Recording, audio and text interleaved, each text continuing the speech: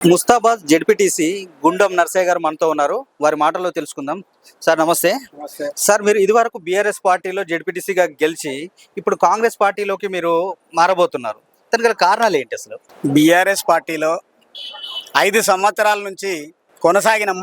కానీ 5 సంవత్సరాలల్లా ఏ ఒక్క వ్యక్తికి కూడా మనం పనిచేయలేని పరిస్థితిలో ఇవాళ పదవులు ఇచ్చి పతనం చేసేటువంటి మూర్ఖత్వ పాలనలో ఉండొద్దని నిర్ణయం చేసుకొని రాజీనామా చేయడం జరిగింది.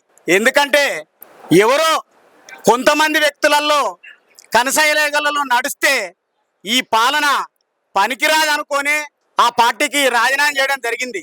ఎందుకంటే ప్రతి వాళ్ళకి స్వేచ్ఛ ఉండాలి.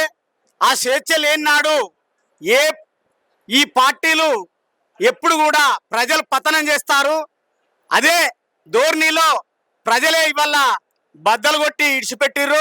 అది కూడా గుర్తుంచుకోవాలి కానీ నేను కోరుకుంటా ఉన్నాను. అంటే ఇప్పుడు మీ కార్యాచరణ ఎలా ఉండబోతుంది? ఒకేసారి ఇప్పుడు మనకు 8 మంది సర్పంచులు, జెడ్పీటీసీ మీరు, తర్వాత ఇతర బీఆర్ఎస్ పార్టీ శ్రేణులు అందరు కలిసి ఏకపక్షంలో ఒకేసారి ఇంతమంది కాంగ్రెస్ పార్టీలోకి జాయిన్ అయ్యారు కదా, మరి ఈ సందర్భంలో మీరు ఏం చెప్పదలుచుకున్నారు?